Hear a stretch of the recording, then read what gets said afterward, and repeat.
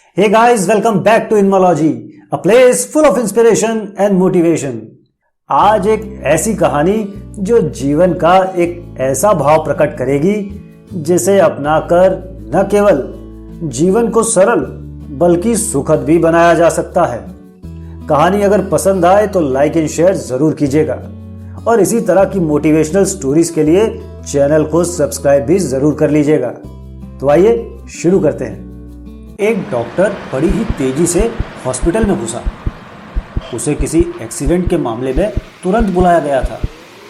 अंदर घुसते ही उसने देखा कि जिस लड़के का एक्सीडेंट हुआ है उसके परिजन बड़ी बेसब्री से उसका इंतजार कर रहे हैं। डॉक्टर को देखते ही लड़के का पिता बोला, आप लोग अपनी ड्यूटी ठीक से क्यों नहीं करते हैं? आपने आने में इतनी देर क्यों लगा दी? अगर मेरे बेटे को कुछ हुआ तो इसके जिम्मेदार आप होंगे, सिर्फ आप। डॉक्टर ने बड़ी विनम्रता से कहा, आई एम सॉरी, मैं हॉस्पिटल में नहीं था और कॉल आने के बाद जितना तेजी से हो सका मैं यहाँ आया हूँ। कृपया अब आप लोग शांत हो जाइए ताकि मैं इलाज कर सकूं। शांत हो जाइए? क्या इस समय अगर आपका बेटा होता तो आप शांत रहते हैं? अगर किसी की लापरवाही से आपका बेटा मर जाए तो आप क्या करेंगे? पिता बोले ही जा रहा था, भगवान चाहेगा तो सब ठीक हो जाएगा। आप लोग दुआ कीजिए, मैं इलाज के लिए जा रहा हूं। और ऐसा कहते हुए डॉक्टर ऑपरेशन थिएटर में प्रवेश कर गए। बाहर लड़के का पिता अभी भी बुदबुदा रहा था। सलाह देना आसान होता है, जिस पर बीतती है ना वही जानता है। और करीब 2 घंटे बाद डॉक्टर बाहर निकले और मुस्कुराते हुए बोले, भगवान का शुक्र है, आपका बेटा अब खतरे से बाहर है। यह सुनते ही लड़के के परिजन खुश हो गए और डॉक्टर से सवाल पर सवाल पूछने लगे।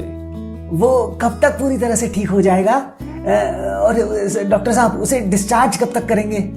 पर डॉक्टर जिस तेजी से आए थे उसी तेजी से वापस जाने लगे और लोगों से अपने सवाल नर्स से पूछने को कहा।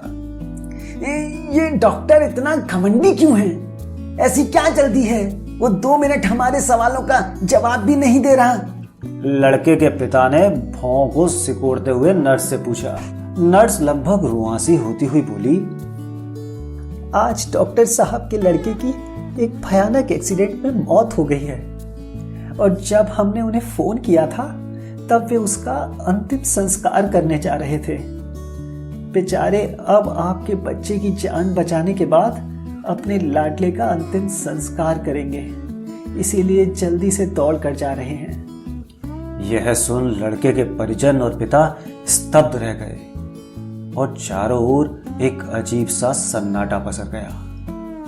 दोस्तों, आपने भी ऑब्जर्व किया होगा, बहुत बार हम किसी सिचुएशन के बारे में अच्छी तरह से जाने बिना ही उस पर रिएक्ट कर देते हैं या फिर ये कहें कि ओवर रिएक्ट कर देते हैं। पर हमें चाहिए कि हम खुद पर नियंत्रण रखें और पूरी स्थिति को समझे बिना कोई नकारात्मक प्रतिक्रिया न दें, वरना अनजाने में हम उसे ही ठेस पहुंचा सकते हैं जो हमारा ही भला सोच रहा हो।